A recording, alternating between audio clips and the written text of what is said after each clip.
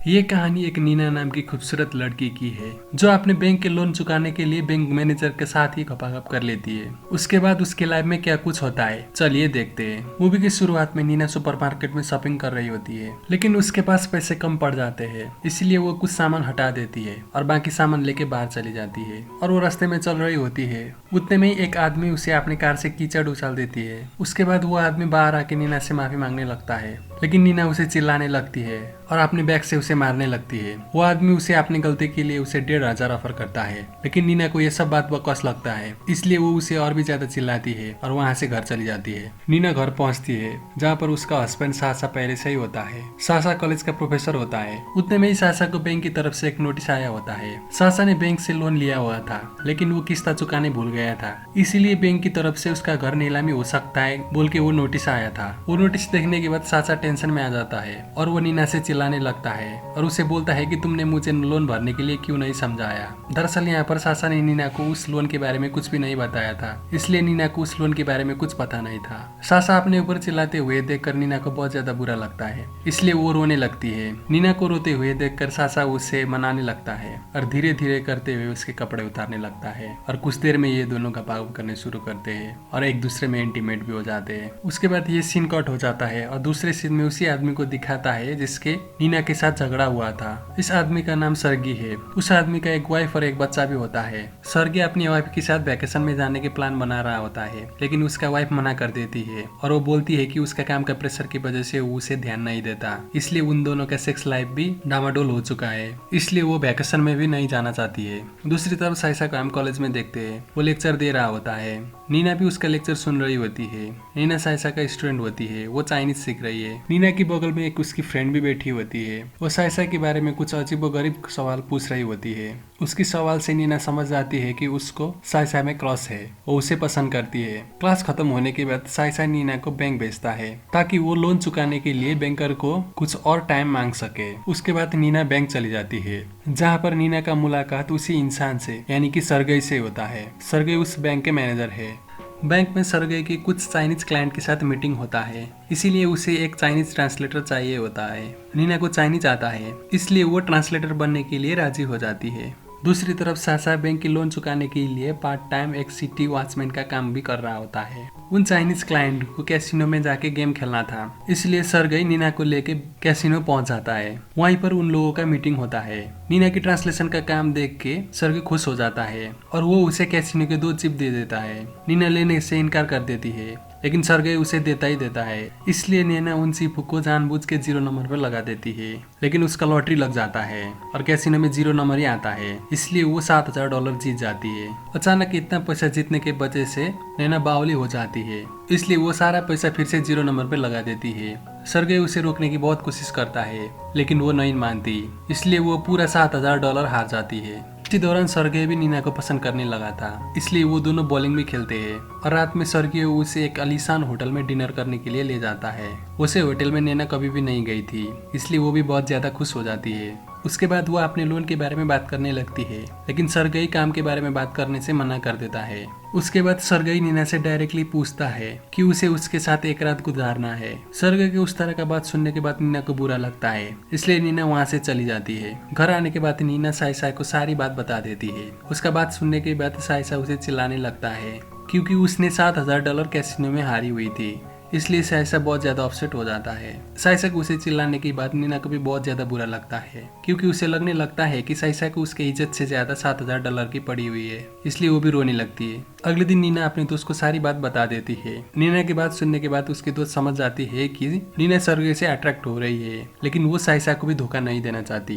दूसरी तरफ सरगई भी नीना को याद करते हुए पागल हो रहा था, इसलिए वो भी नीना का फोटो देख रहा था। दूसरी तरफ साइसा बैंक की लोन चुकाने के लिए बहुत ज्यादा मेहनत करके काम कर रहा होता है। उतने में उसको बैंक की तरफ से फिर से एक नोटिस आता है और वो नोटिस देखने के बाद वो घबरा जाता है और वो फिर से अपनी बीबी को मैनेजर को मनाने के लिए बोलता है। यहाँ पर नैना के साथ मैनेजर का नंबर था, इसलिए उसी को ही कुछ ना कुछ करना था। उसके बाद नैना सरगई को कॉल करती है और फिर ये दोनों मिलते हैं। सरगई बैंक लोन चुकाने के लिए उसे 3 महीने दे देता है। उसके बदले में नैना को उसके साथ सोना होगा। ये दोनों एक ही कमरे में होते हैं। नैना और सरगई दोनों ही एक दूसरे को पसंद करने लगे थे, इसलिए नैना भी सरगई के साथ होके एंजॉय कर रही थी। सरगई कुछ भी जोर जबरदस्ती जबरदस्ती नहीं कर रहा था, वो सब कुछ नीना पे ही छोड़ देता है और कुछ देर में ये दोनों एक दूसरे में खोने लगते हैं और इंटीमेट होते हैं। इंटीमेट होने के बाद नीना अपने घर चली आती है। घर पहुंचने के बाद साइसा उसे बोलता है कि बैंक ने लोन चुकाने के लिए 3 महीने का टाइम दे दिया है। साइसा का बात सुनने के बाद नैना सोच में पड़ जाती है कि उसने मैनेजर के साथ इंटीमेट होकर अच्छा किया या बुरा किया, लेकिन मजा तो उसे भी बहुत ज्यादा आया था। दूसरी तरफ सर्गेई और उसके वाइफ के बीच लड़ाई हो रही होती है क्योंकि उसकी वाइफ उसे शक करने लगी थी क्योंकि सर्गियो के कपड़े से लड़की का परफ्यूम का स्मेल आ रहा था। उस बात पे सर्गियो कुछ नहीं बोलता और उस बात को ऐसे ही टाल देता है।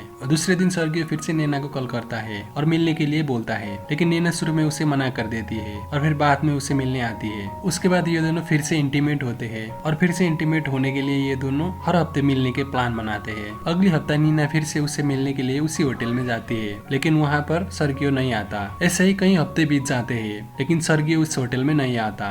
असल में सर्गियो का बेटा काफी ज्यादा बीमार होता है, इसलिए वो आ नहीं पाया था। उसके कुछ दिनों में नीना की बर्थडे होता है, लेकिन वो सर्गेई को ही मिस कर रही थी, इसलिए उसे कोई भी कॉल करता है उसे सर्गेई का ही कॉल जैसा लगता है क्योंकि वो सर्गेई के बिना नहीं रह पा रही थी। उसे बहुत ज्यादा सर्गेई का याद आ रहा था। अब नीना उस हालत में पहुंच चुकी है कि वो सर्गेई के बिना नहीं रह सकती, इसलिए वो सर्गेई को फॉलो करने लगती है। दूसरी तरफ साइसा को लगता है कि नीना बहुत ज्यादा बीमार है, इसलिए वो ऐसा कर रही है। इसलिए साइसा उसका बहुत ज्यादा केयर करने लगता है और वो उसके साथ रोमांस करना चाहता है, लेकिन नीना उसे ऐसे करना नहीं देती और उसे गुस्से से बोल देती है कि उसका किसी और के साथ अफेयर चल रहा है। ये बात सुनने के बाद साइसा को भी बहुत ज्यादा बुरा लगता है और वो उसे काफी ज्यादा चिल्लाता है। उसके बाद उसे घर से निकाल देता है। साइसा ने घर से निकाल देने के बाद नैना सर्गेई को कॉल करती है। उसके बाद सर्गेई उसे मिलने आता है और उसे लेके जाता है और एक सुंदर सा फ्लैट में उसे रखता है। उसके कुछ दिनों में नीना की फ्रेंड उसे मिलने आती है और उसे पूछती है कि सर्गेई उसे शादी करेगा या नहीं। नीना के पास उसका कोई भी जवाब नहीं होता,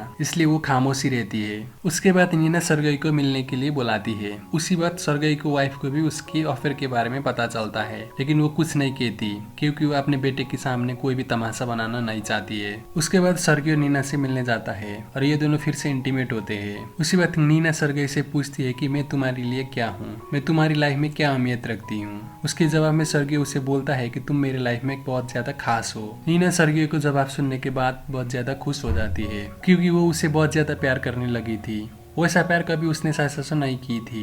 इसी तरह से टाइम बीतता जा रहा था और अब साइसा भी नीना के दोस्त के साथ रहने लगा था, लेकिन अभी नीना साइसा की क्लास लेती है, इसलिए इन दोनों के बारे में पूरा कॉलेज जानता है और इन दोनों के बारे में गॉसिप करता रहता है। इसलिए साइसा नैना को डांटते हुए बोलता है कि तुम मेरे जिंदगी से चली जाओ। वैसे ही टाइम बीतता जाता है। एक दिन नीना अपने घर में होती है और वो सर्गेई को कॉल कर रही होती है, लेकिन सर्गेई कॉल नहीं उठा रहा था। कुछ देर में डोरबेल बजता है। उसे लगता है कि सर्गेई है और वो दरवाजा ओपन करती है, लेकिन वहाँ पर साइसा होता है। इन दोनों के बीच बातचीत होता है। साइसा नीना को बोलता है कि वो तुम्हें पैसा तो दे सकता है, लेकिन प्यार नहीं देगा। नीना साइसा को बोलती है कोई बात नहीं, मैं तो उसे प्यार करती हूँ। नीना को ऐसा बात सुनने के बाद साइसा को बहुत ज्यादा गुस्सा आता है, इसलिए वो उसे रेप करके वहाँ से चला जाता है। उसके बाद नीना सर्गेई को फोन करके वहाँ पर बुलाती है और साइसा ने किया सब कुछ बात उसे बता देती है और बोलती है कि मैं प्रेग्नेंट हूँ, लेकिन मुझे नहीं पता है कि ये बच्चा किसका है, लेकिन वो उस बच्चे को पैदा करेगी, चाहे वो सर्गियो का हो या फिर साइसा का। उसका बात सुनने के बाद सर्गियो उसे बोलता है कि वो उस बच्चे को कुछ भी कमी नहीं होने देगा। सर्गियो के ऐसा बात सुनने के बाद नीना बहुत ज्यादा खुश हो जाती है क्योंकि उसे सर्गियो से वही सपोर्ट चाहिए था। उसके बाद सर्गियो अपने घर आता है। वहाँ पर उसकी वाइफ ड्रिंक कर रही थी और सर्गियो उसे बोलता है कि मेरी गर्लफ्रेंड प्रेग्नेंट है, लेकिन उसकी वाइफ कुछ भी नहीं बोलती। उसके बाद सर्गियो कुछ गुंडे भेजते हैं साइसा को मारने के लिए क्योंकि उसने नीना का रेप किया हुआ था। उसके बाद वो घायल हो जाता है, इसलिए नीना की दोस्त उसे केयर करने के लिए बैठ जाती है क्योंकि वो साइसा को बहुत ज्यादा प्यार और पसंद करती थी। उसके कुछ दिनों के बाद साइसा सर्गियो को मारने के लिए चाकू लेके आता है, लेकिन नीना उसे रोकती है और प्यार से समझाती है और अलग होने के लिए बोलती है। उसके बाद कहानी कुछ महीने आगे का दिखाता है। अब नीना का एक बेटा भी हुआ है और सर्गियो नीना और उसकी वाइफ दोनों को ही टाइम देता है।